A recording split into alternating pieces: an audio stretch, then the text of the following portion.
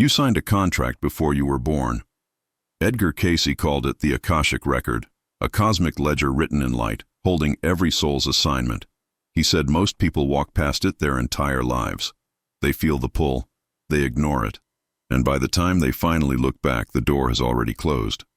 Cayce, the sleeping prophet, entered trance states over 14,000 times between 1901 and 1945, and in those sessions he described a truth so uncomfortable that even his own followers struggled to accept it.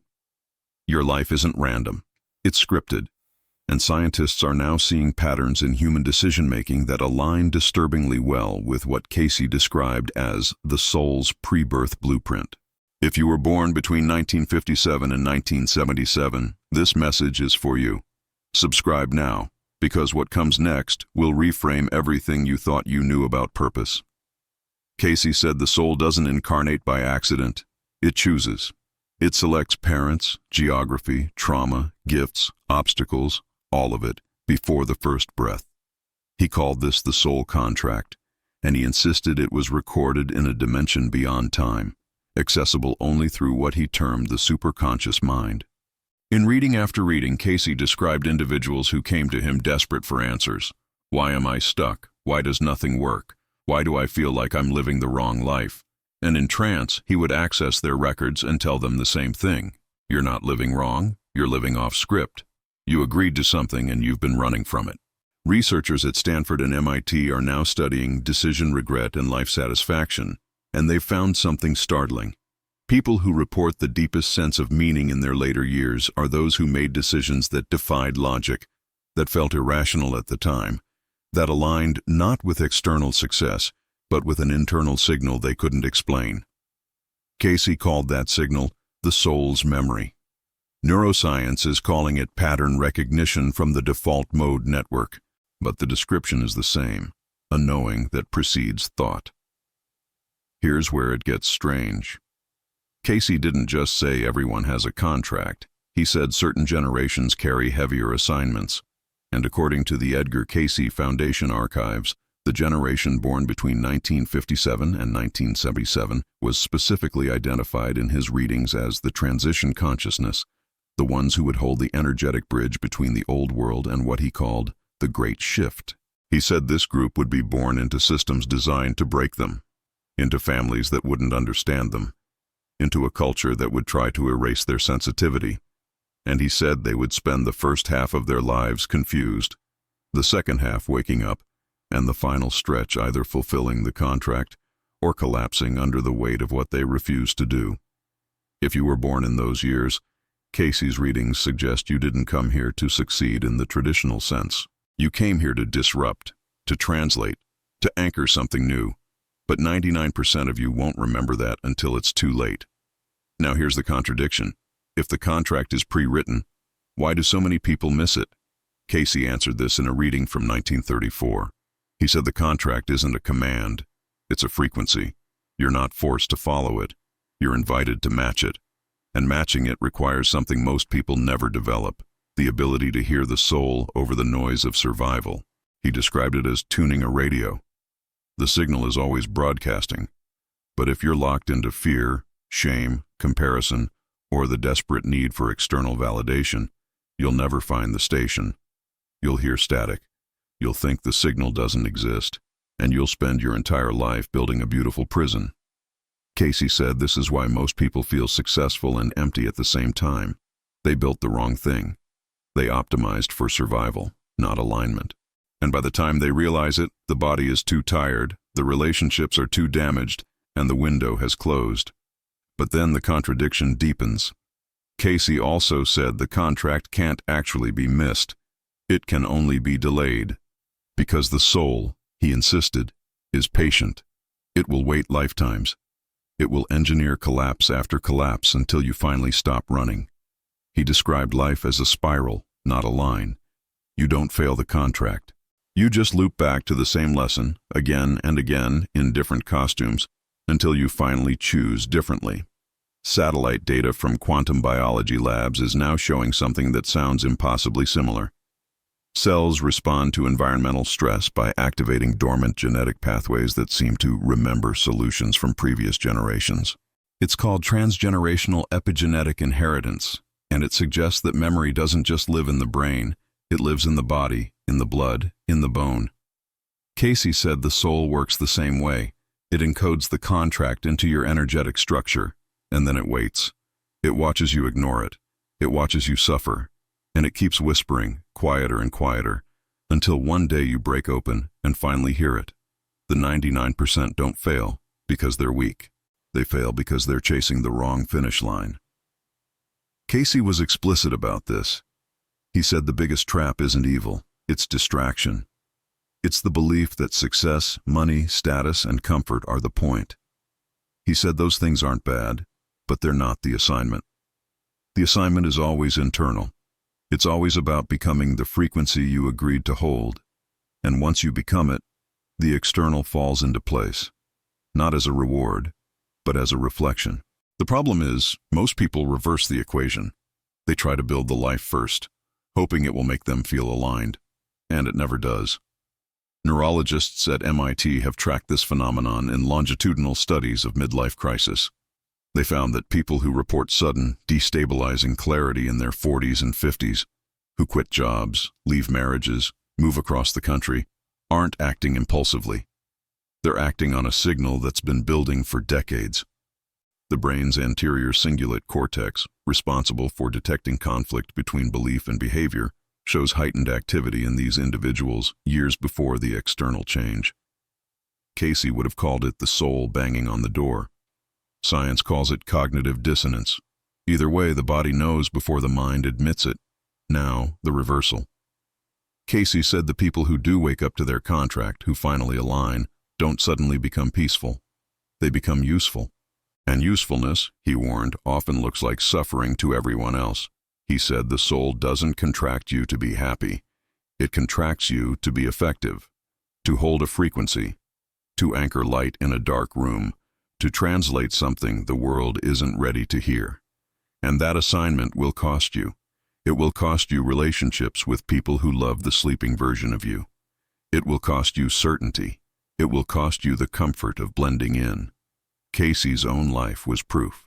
He spent years being called a fraud, a charlatan, a mystic con artist. His health deteriorated, his son was killed, his reputation was shredded, and yet he kept entering trance, kept delivering readings, kept insisting that every soul has a mission, and that mission is always love, even when it looks like loss. Deep ocean sensors placed along tectonic fault lines have recently detected low-frequency vibrations that occur days before seismic events. Vibrations that animals respond to, but humans ignore. Geophysicists call them precursor signals. Cayce would have called them soul whispers. Either way, the warning is always there. We just don't listen until the ground splits open. Here's the next twist. Cayce said some people are contracted to fail in this lifetime, not as punishment, as preparation. He described souls who incarnate specifically to experience what doesn't work, so they can return in the next cycle with the wisdom to build what does. He called these sacrifice lifetimes, and he said they're some of the bravest contracts a soul can take. Because from the outside, these lives look like tragedy. Addiction, poverty, illness, isolation. But from the soul's perspective, they're data collection. They're the research phase. And the people living them agreed to it, knowing they'd forget they agreed, knowing they'd suffer without understanding why, knowing the payoff wouldn't come until the next round. Glacial core samples from Greenland have revealed that Earth's magnetic field has reversed multiple times in history, each time erasing navigation systems and forcing life to reorient. Cayce said the soul does this too. It flips your entire orientation, wipes your internal compass, and forces you to find north again. Not to punish you, to train you. But here's where it becomes unbearable. Cayce also said that if you wake up to your contract and then refuse to act on it, if you see the assignment clearly and choose comfort instead, the consequences are worse than never waking up at all. Because now the soul knows you know, and it will dismantle everything you're clinging to, piece by piece, until you have no choice but to choose alignment. He called this the enforced lesson, and he said it's the loneliest, most excruciating path, because you're suffering not from ignorance, but from resistance. Peer-reviewed studies on meaning and mortality show that people who report a strong sense of purpose live longer, recover faster from illness, and show lower cortisol levels under stress. But the studies also show that people who feel they have a purpose but are not living it, who know what they should be doing but aren't doing it, have worse health outcomes than people with no sense of purpose at all. The soul, it seems, would rather you be lost than lying to yourself. The 1957-1977 generation carries a specific weight, according to Cayce's archived readings. He said they were born at the intersection of two ages, the end of the Piscean era of belief and hierarchy, and the beginning of the Aquarian era of knowing and sovereignty. He said they would be the ones who had to learn both languages, who had to function in the old system while building the new one, who had to hold the tension without snapping. And he said most of them would spend the first 40 years of their lives trying to fit in, trying to succeed in a game that was never designed for them, and then the next 20 trying to recover from the damage that effort caused. Satellite imagery of Arctic ice shows that the rate of melting has accelerated every decade since 1980, but the most dramatic shifts occur not gradually. They occur in sudden, irreversible collapses called tipping points. Cayce said human consciousness works the same way. It doesn't evolve smoothly. It shatters. And the generation born between 57 and 77 is living through the shatter. Here's the final contradiction, and it's the one that breaks most people. Cayce said the contract is not about what you do. It's about what you become. You can fulfill your entire soul assignment without ever being famous, without ever being understood, without ever receiving external confirmation that you did it right. Because the contract isn't written for the world to see. It's written for the frequency field to register. He said some souls are contracted simply to hold love in a room where everyone else is holding fear, to stay soft in a hard system, to refuse bitterness when bitterness is justified, and no one will ever know they did it. There will be no award, no recognition, no story, just the quiet, invisible recalibration of the field. Neuroscientists studying empathy have found that the brain's mirror neuron system doesn't just respond to observed actions. It responds to observed emotional states, meaning your internal frequency affects the people around you, even if you never speak. Cayce called this mind is the builder. Science calls it emotional contagion. Either way, you're always broadcasting. The question is, what frequency did you agree to hold?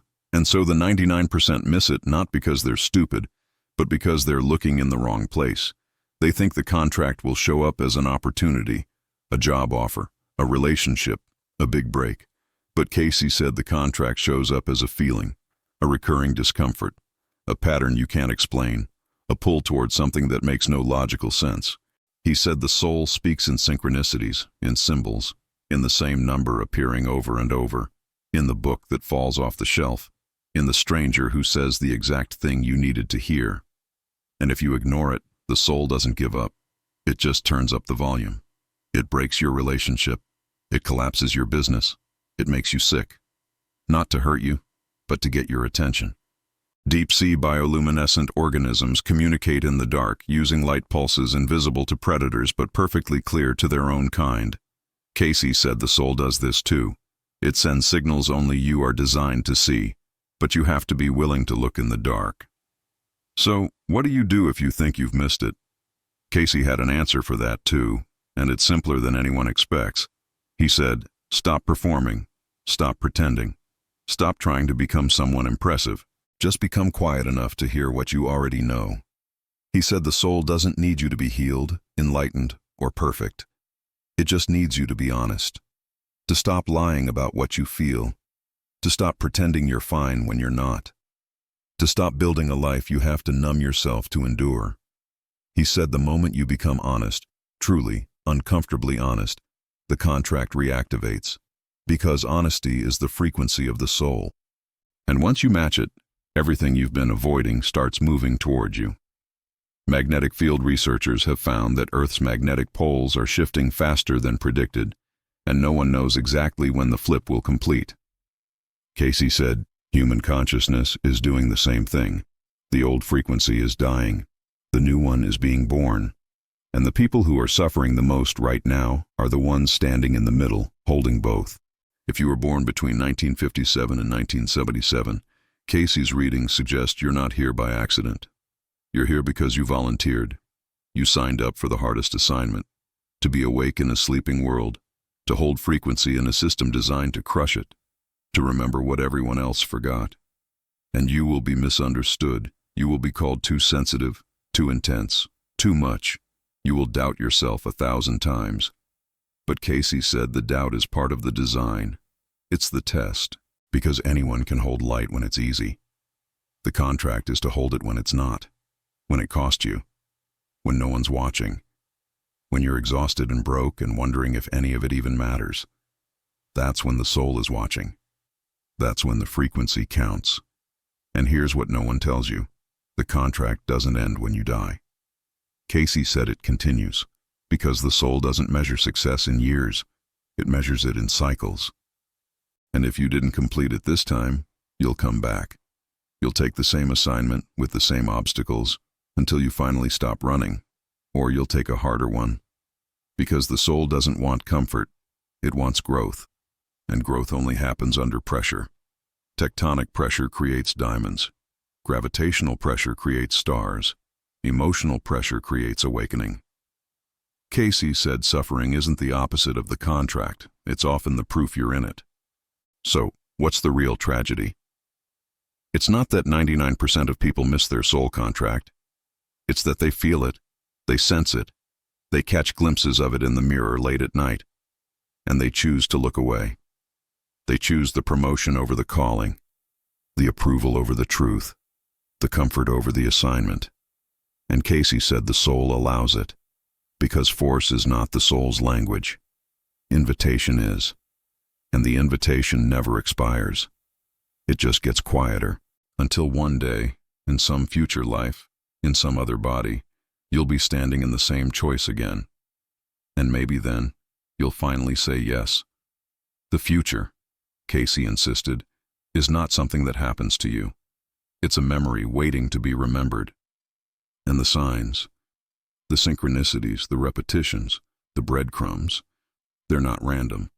They're the trail you left yourself before you forgot, so you could find your way back. And the question that haunts every soul who wakes up too late is the same. What if I had listened sooner?